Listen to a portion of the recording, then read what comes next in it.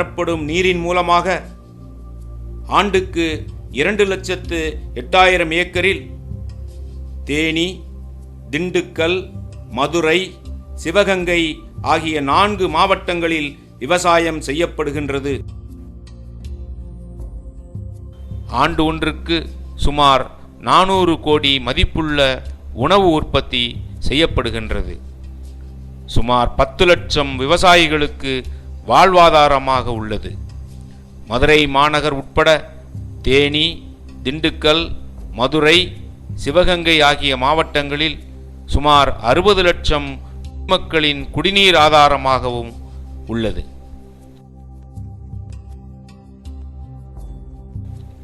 அணை கட்டப்பட்டு 85 ஆண்டுகளாக 1979 வரை எந்த சிக்கலும் இல்லாமல் இயங்கிக் கொண்டு இருந்தது.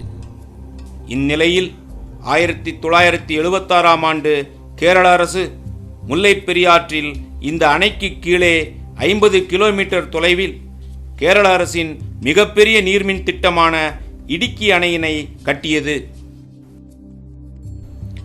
இடுக்கி அணை 1200 அடி நீளமும் 555 அடி உயரமும் கொண்ட ஆர்ச் வடிவ அணையாகும். அதன் கொள்ளளவு 70 TMC, அதாவது பெரியாறு அணையைப் போல 7 மடங்கு கொள்ளளவு உடையது. இந்த அணை கட்டி முடிக்கப்பட்ட பின்பு 3 ஆண்டுகளில் 1979 வரை இடுக்கி அணைக்கு எதிர்பார்த்த அளவு நீர்வரத்து இல்லாததால் தேவையான அளவு மின் உற்பத்தியை கேரளாவால் செய்ய இயலவில்லை. எனவே கேரள அரசின் பார்வை முல்லை பெரியாறு அணையின் மேல் விழுந்தது.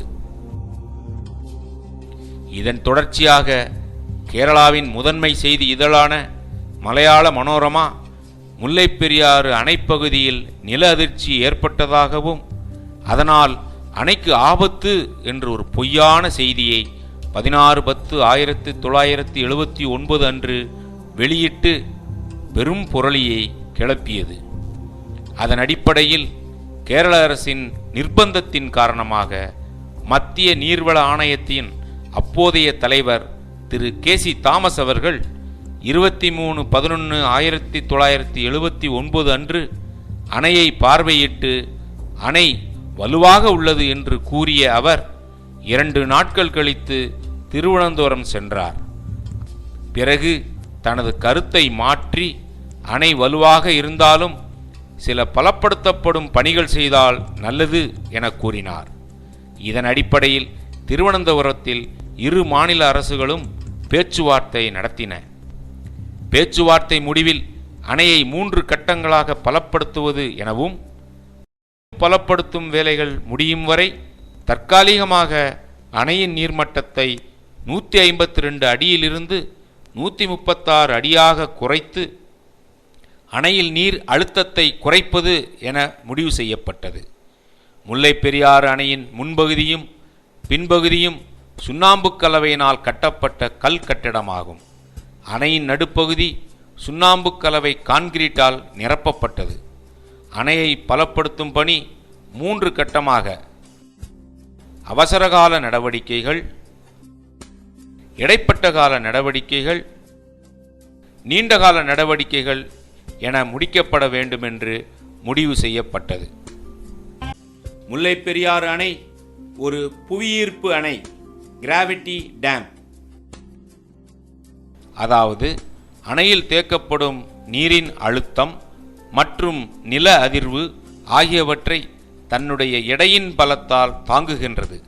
ஆகவே அணையின் எடையை கூட்டுவதற்கு அணையின் மேற்பரப்பில் 21 அடி அகலம் 3 அடி கனத்திற்கு அணையின் மொத்த நீளத்திற்கும் RCC காங்கிரீட் தொப்பி போல போடப்பட்டது.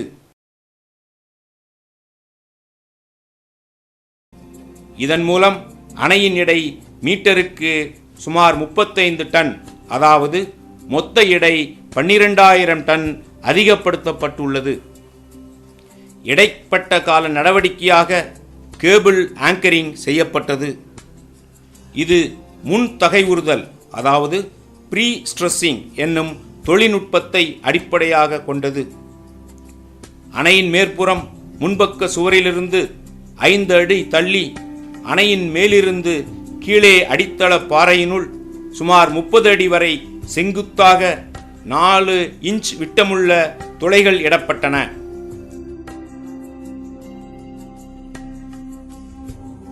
இதனுள் 7 மில்லிமீட்டர் விட்டமுள்ள மிகு தொகையுடைய 34 உறுதியூட்ட கம்பிகள் ஒரே கட்டாக கட்டப்பட்டு உள்ளே செலுத்தப்பட்டது. அடித்தள பாறையில் கம்பியின் பிடிமானத்திற்காக முதலில் 20 அடி உயரம் வரை கான்கிரீட் போடப்பட்ட பிறகு கம்பிகள் மேலிருந்து 120 டன் விசை செலுத்தி இழுக்கப்படுகிறது. இழுக்கப்பட்ட நிலையில் கேபிள் துளைகள் சிமெண்ட் கலவை செலுத்தி மூடப்பட்டது.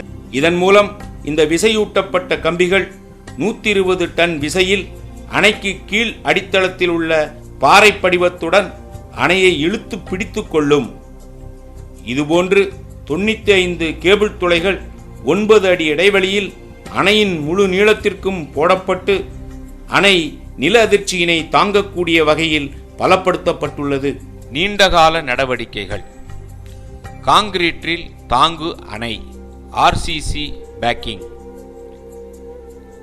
அணையின் பின்புறத்தில் 32 அடி அகலத்தில் அடித்தளத்திற்கு கீழ் 10 அடியில் தொடங்கி அணையின் மேலே 145 அடி வரை காங்கிரீட் தொப்பி பகுதியை உள்ளடக்கி அணையை பின்புறம் தாங்கி பிடித்து கொள்ளும் வகையில் உறுதியூட்டப்பட்ட சிமெண்ட் காங்கிரீட் போடப்பட்டுள்ளது. பழைய அணையும் புதிய தாங்கி பிடிக்கும் அணைப்பகுதியும் மிகுந்த தொழில்நுட்ப உத்தியுடன் இணைக்கப்பட்டு ஒரே கட்டுமானம் போல இயங்குமாறு வடிவமைக்கப்பட்டு கட்டப்பட்டு உள்ளது. அணையில் அதிக நீர்க்கசிவு ஏற்பட்டு அணை ஆபத்தான நிலையில் உள்ளது என அடிக்கடி ஓர் புரளியையும் கேரள அரசு பரப்பி வருகின்றது. இது ஒரு பொய்யான செய்தியாகும்.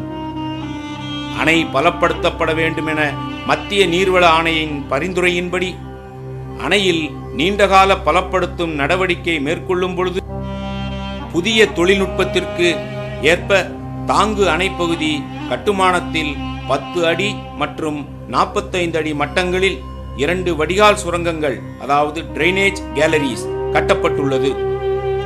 இதன் மூலம் அணையிலிருந்து வெளியேறும் கசிவு நீரின் அளவு தினசரி கணக்கிடப்பட்டு வரப்படுகிறது. இந்த அளவு அணைக்கு அனுமதிக்கப்பட்ட பாதுகாப்பான அளவை விட குறைவு என கண்டறியப்பட்டுள்ளது. மேலும் ஓர் அணையிலிருந்து குறிப்பிட்ட அளவு நீர் கசிவாக வெளியேறினால்தான் அணை பாதுகாப்பாக, ஆரோக்கியமாக, வலிமையாக உள்ளது என அறிவியல் பூர்வமாக உறுதி செய்யப்படுகின்றது. இதுதான் உண்மை நிலை.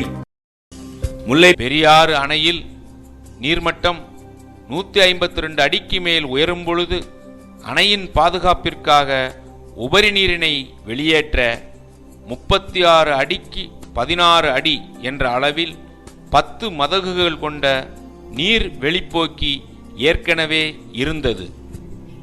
இதன் மூலம் வினாடிக்கு 86,000 கனஅடி நீரை வெளியேற்ற முடியும். மேலும் தற்பொழுது மத்திய நீர்வள ஆணையத்தின் பரிந்துரையின்படி கூடுதலாக 36,000 கனஅடி நீரை வெளியேற்றும் வகையில் 40 அடிக்கு 16 அடி என்ற அளவில் 3 நீர்வெளிப்போக்கிகள் புதிதாக அமைக்கப்பட்டன. ஆக தற்சமயம் அணையின் மொத்த நீர் வெளியேற்று திறன் வினாடிக்கு 1,22,000 கன அடி ஆகும். கூடுதல் நீர்ப்போக்கிகள் அமைத்தல் மற்றும் பிரதான அணையை பலப்படுத்துதல் ஆகிய பணிகள் 1981ஆம் ஆண்டு ஆரம்பித்து 1994ஆம் ஆண்டில் முடிவுற்றது. இதுவரை இப்பணிகளுக்கான மொத்த செலவு ரூபாய் 18 கோடி ஆகும். பெரியாறு அணையின் முக்கிய அணை சுமார் 1200 அடி நீளமுள்ளது.